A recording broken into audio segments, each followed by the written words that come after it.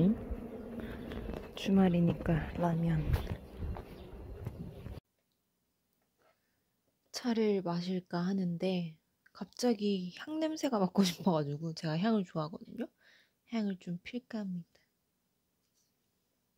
얘는 종이 향이에요. 그래서 이렇게 물을 붙여가지고 살짝씩.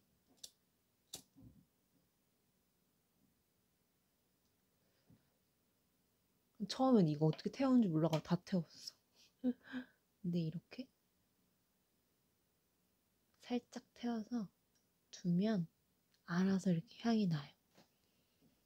향이 괜찮아요. 나름 종이 타는 향 같이 나면서 여기만의 특유의 향이 나는데, 마음의 안정을 위해서는 가끔 향을 키기도 합니다. 근데 중요할 점은 향 키면 꼭 환기를 같이 시켜줘야 돼요. 아시죠?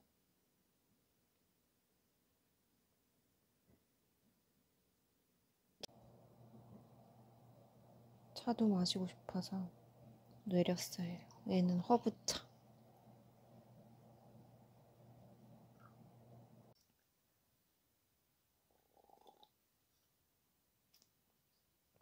안녕 여러분, 현정입니다. 오늘도 지세 휴문 날이고요.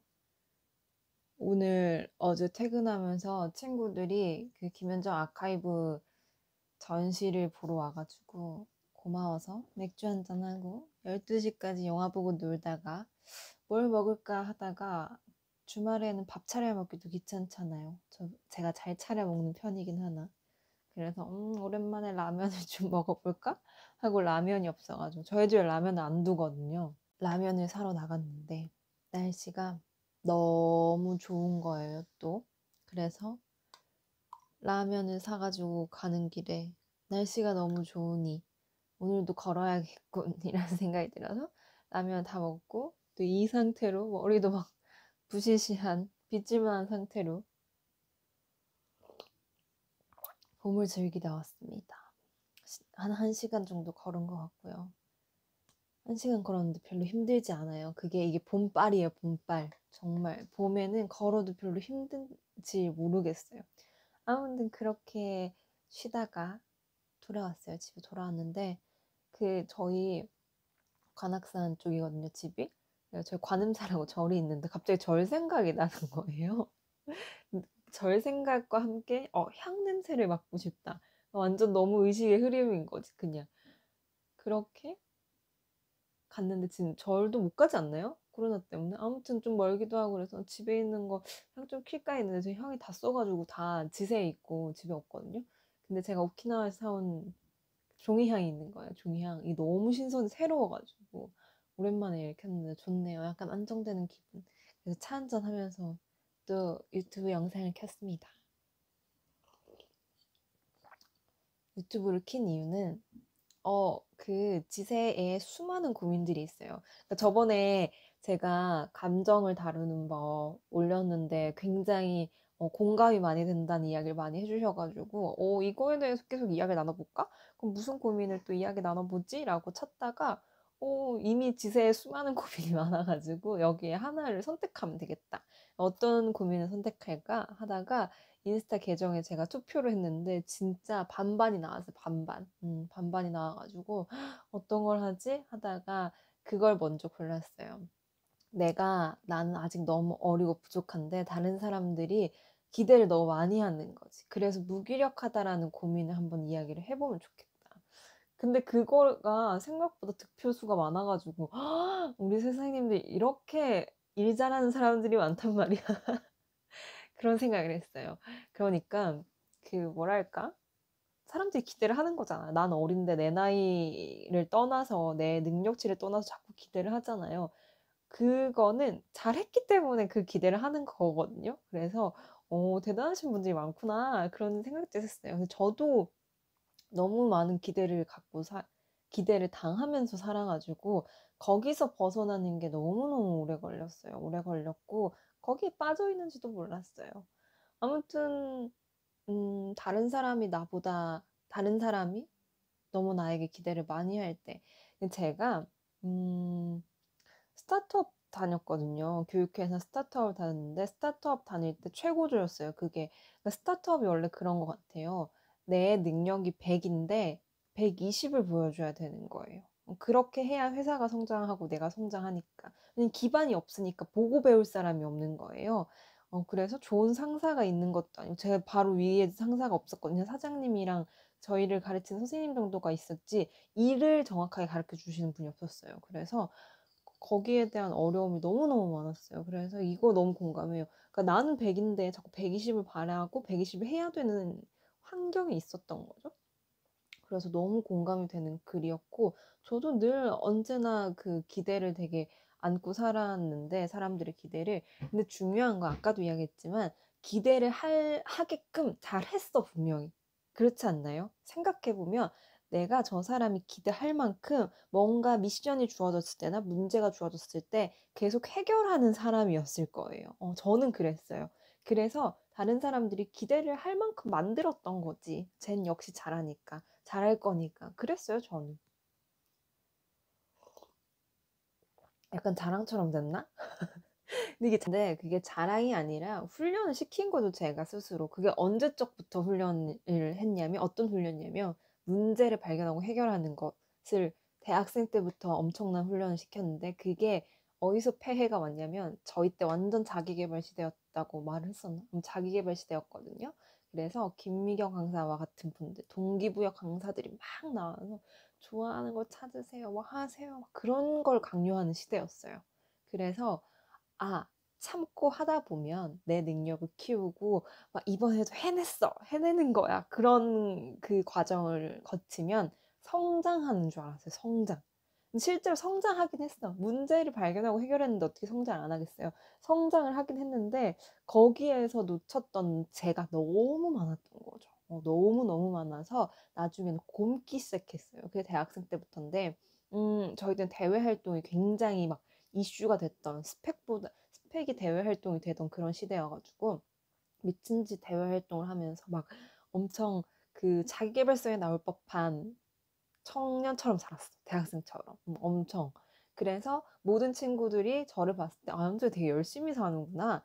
갑자기 개가천선했어요. 막 엄청 놀다가, 방황하다가, 그렇게 어떤 문제를 해결하고, 막 미션이 주어지면, 미션에 던져지기도 하고, 제가 스스로 도전하자, 막 이런 거.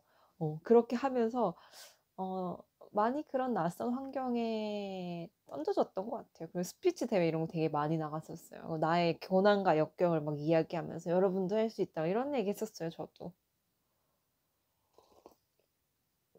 지금 생각하니까 귀엽네요. 아무튼, 그랬어요. 그런 대학 생활을 해가지고, 우연히 스타트업에 이제 취직을 하게 됐는데, 한계가 오는 거야, 한계가. 아까도 이야기한 것처럼 내가 100밖에 안 된다라는 걸 그때서야 인지를 한 거예요.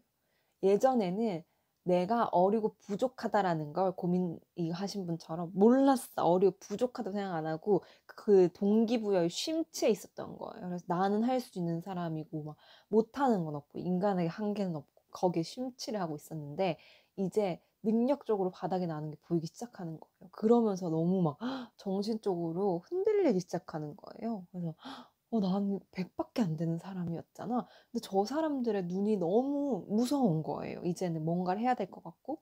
그래서 자꾸 사람들은 뭐, 현정이 넌 잘할 거야. 막 이렇게 자꾸 이야기를 해주고 하니까 너무 부담스럽기 시작하는 거예요. 거기에 대한 괴리감을 느끼기 시작하면서 무기력해져.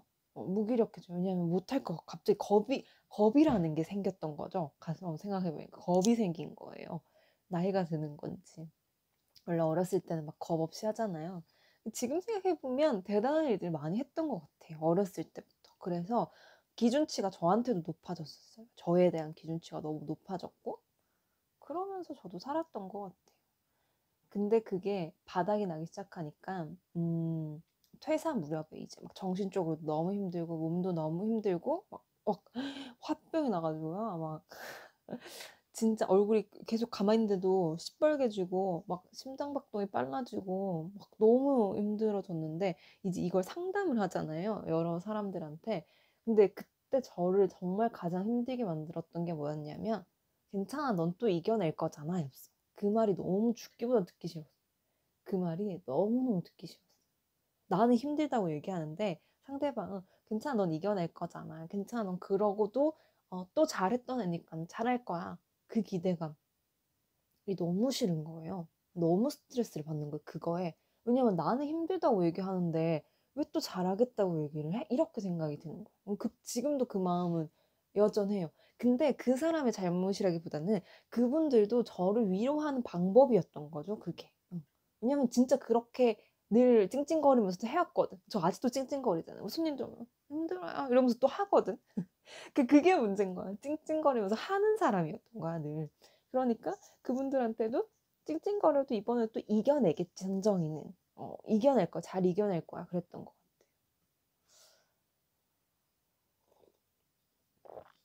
그러면서 저를 다시 세뇌시키기 시작한 거죠. 그래.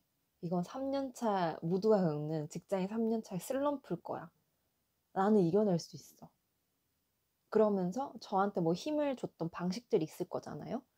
외부의 사람들을 더 만나러 간다든지, 희망찬 에너지를 가진 사람들을 만나고 대화를 한다든지, 그런 것들을 했는데도 나아지질 않는 거. 원래 그렇게 하면 나아져야 되는데, 여행 갔다 오면 나아져야 되고 하는데, 안 나아지는 거죠. 그러면서 알았어요. 못하겠구나라는 걸 알게 된 거예요. 나 더 이상 못하겠어. 를 알게 되면서 이제 퇴사를 이야기를 했죠. 퇴사하겠다. 다 충격. 진짜.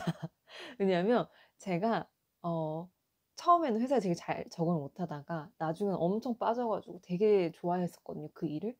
근데 그런 사람이 그 일을 좋아하는 친구가 갑자기 퇴사를 하겠다라고 이야기하니까 회사에서도 충격이고 제 친구들은 다 충격이었던 거예요.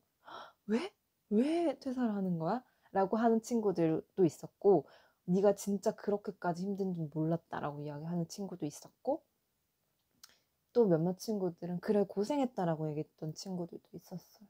근데 그때 되게 외로웠어요, 저는. 왜냐면 모두 놀랬지. 왜냐면 이겨낼 애였는데 퇴사를 한다고 하니까 어떻게 보면 저도 도망쳤다고 생각했어요. 도망치고 포기, 나 못해. 근데 그게 이런 사람들한테 제일 중요한 단계래요.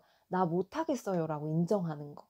제가 한참 힘들 때 저한테 바랐던 게 너는 나약한 존재야 라는 것들을 스스로 인정하는 단계까지 가고 싶었어요. 스스로 너무 세뇌를 시켰던 거죠. 난 강하고 난 모든 걸 다 할 수 있는 사람이었어. 그 에너지를 자꾸 풍기고 다니니까 사람들이 봐도 저는 언제나 잘하는 사람이었던 거예요. 그 에너지를 제가 풍겼던 거죠. 항상 에너지 있고 할 수 있어. 찡찡거리면서 계속 해내고 막 이러니까. 그래서 그거를 인정하는 게 너무 오래 걸렸어요. 머리로는 아는데 그게 안 되는 거. 마음으로도 안 되고. 그리고 퇴사를 했는데 퇴사를 할 때 가장 힘이 됐던 거는 어떤 영상에서 도망쳐도 돼요. 막 이런 거였어. 힘들면 도망치면 되는 거지 왜 도망치지 말라고 해요? 막 이런 거였는데 그게 제일 힘이 많이 됐어. 그때는 그래서 도망치고 포기한다고 생각했는데 지금 생각해보면 어제 제 친구가 너 퇴사한 거 후회해? 라고 하면 단 한 번도 후회를 한 적이 없고 서점을 한 게 힘들어도 후회한 적은 없어요. 정말. 그래서 뭐 후회는 안 하고 그냥 내 선택이니까 뭐 이렇게 얘기를 했는데 그것처럼 그때는 도망이고 포기라고 생각했는데 이제 와서 생각해보니까 도망이랑 포기가 아니라 그냥 내 인생에서 새로운 선택지였던 거예요. 그러니까 새로운 선택지를 선택한 거죠. 그런 것뿐인데 그때는 막 도망치고 포기하는 것만 같았죠. 근데 그때 힘이 됐던 도망쳐도 돼요라는 말이 큰 위로가 됐던 것처럼 저는 힘들면 도망쳐도 된다고 생각을 해요. 그게 나쁘다고 절대 생각을 안 하고 글쎄요. 저한테는 그게 되게 위로가 됐어요. 그리고 도망쳐도 돼라고 해가지고 도망치는 거면 그 말이 필요했던 거였던 것 같아요. 그랬어요. 그래서 포기 선언을 한 거죠. 첫 번째 방법이 포기 선언. 근데 그 포기 선언이 늘 잘해왔던 사람들한테 진짜 힘든 거예요. 힘든 거.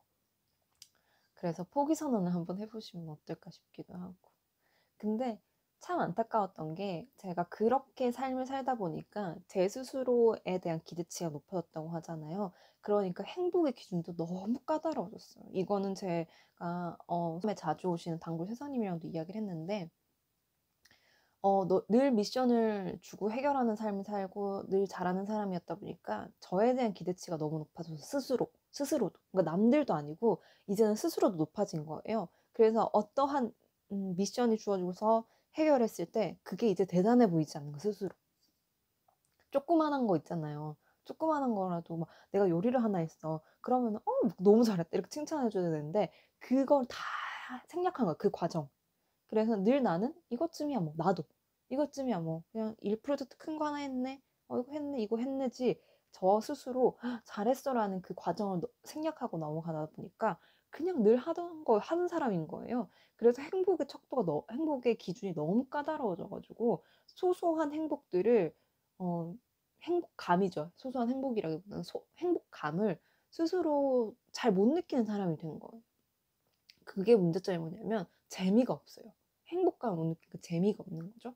그래서 늘 재미를 찾아. 인생에 참 재밌는 게 없을까? 근데 다른 사람이 봤을 땐 제 인생이 너무 재밌어 보이는 거죠. 다른 삶이니까 그냥 일반 사람들이 봤을 때는. 그래서 늘 사람들이 나한테 와가지고 막 사람이 대단해, 현재 대단하다. 이번 전시 같은 경우도 대단하다, 멋있다는 사실 잘 모르겠는 거야. 그 감정. 왜 대단하다고 하는지 잘 모르겠는데 그냥 뭐 하는 건데 이렇게 돼버린 거야 나도 스스로. 그래서 그거에 대한 스스로의 칭찬과 다독거림을 해주려는 거를 의식적으로 요즘 굉장히 많이 노력하고 있어요. 그러니까 이렇게 되면 되게 힘들어지는 거야. 그러니까 첫 번째가 포기 선언이라면 두 번째가 포기도 못하고 결국 내가 잘하는 사람이잖아요. 해결할 거잖아 또. 일 주어지면 해결할 거잖아. 그런 사람이라면 중간중간에 내가 어떤 미션을 달성하고 새로운 일을 했을 때 칭찬하는 거를 꼭 놓치지 않으면 좋겠어요.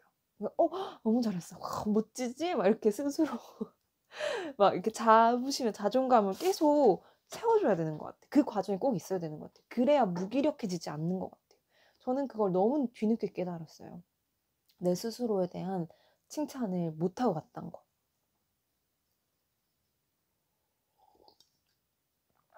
그래서 참 재미없는 인생을 살았던 것 같아요. 재미없는 인생이 아니라 재미를 스스로 못 찾는 거죠. 수많은 재미가 깔려 있는데 내가 못 찾는 거, 발견을 못 하는 거고, 재미있다라고 인정 안 해주는 거. 그런 것 같아요. 음. 그래서 저의 방법은 그랬어요. 포기 선언.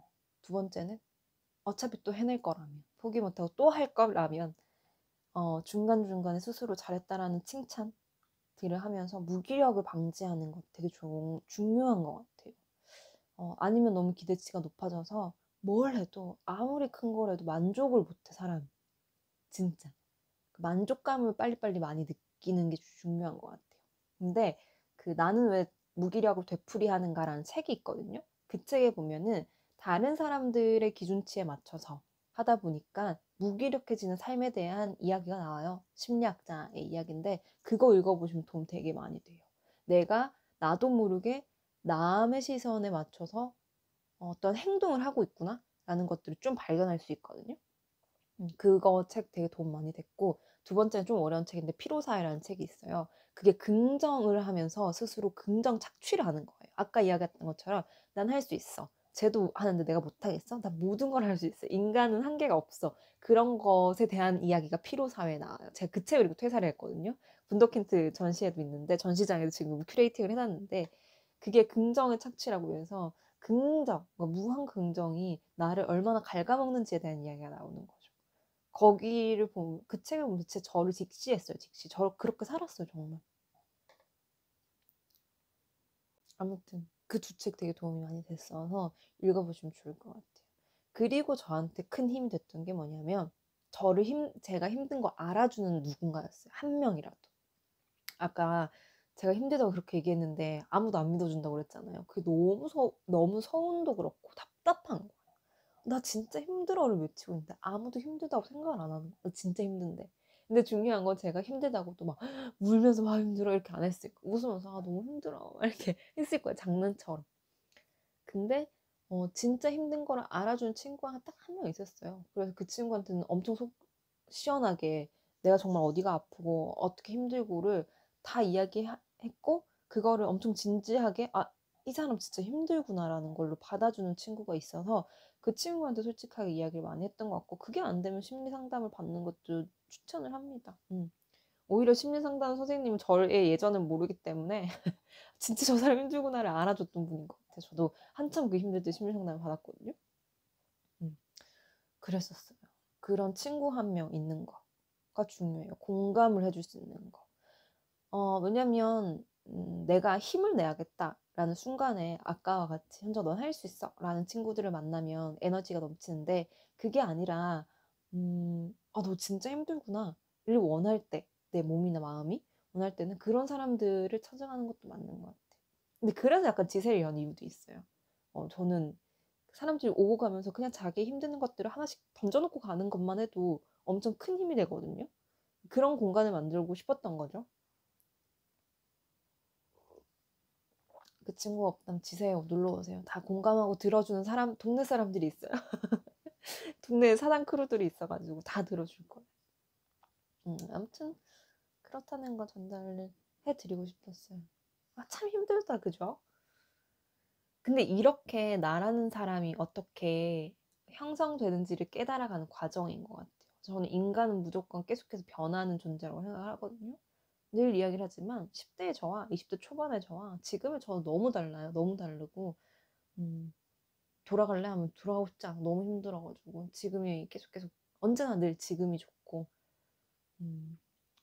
그러면서 성숙하는 거 아닐까라는 생각을 많이 해요. 그렇게 인간이 되는 거 아닐까. 되게 뾰족하고 날카롭고 못된 사람이었다가 점점 나라는 사람의 본연을 닫기 시작하면서 좀 둥글둥글해지는 것 같기도 하고 그런 것 같아요. 그러면서 공감 능력이 넓어지는 것 같기도 하고 그런 것 같습니다. 아무튼 내가 100임을 인정하는 100%밖에 할 수 없다라는 사람을 인정하는 것도 되게 큰 용기일 것 같아요. 그래서 오늘 여러분들도 이번 한 주 막 나 고생했어 토닥토닥 그런 거 하시면 좋을 것 같아요. 저도 분더킨트 오늘 전시회 마지막이거든요. 이제 가보려고 하는데 아우 잘했어 은정아 이렇게 해주는 거지 뭐. 그런 거 중요한 것 같습니다. 오늘도 토닥토닥 이번 주 토닥토닥 하면서 또 다음 한 주를 열어봐야 되지 않을까요, 여러분? 화이팅 힘내시길 바라고요. 다음 주는 두 번째로 득표수를 많이 받았던 내가 개성이 없는 것 같아요 라는 질문이었거든요. 거기에 대해서 이야기를 나눠볼까 합니다. 혹시 또 궁금한 거 있으면 댓글로 언제든 남겨주시고요. 오늘도 여러분 수고 많으셨고 이번 한 주도 수고 많으셨고 오늘 자기 전에 꼭 토닥토닥 해주시고 오늘 여러분들도 잘 버틴 당신에게 토닥토닥 하면서 주무시는 거 어떨까 싶어요. 안녕.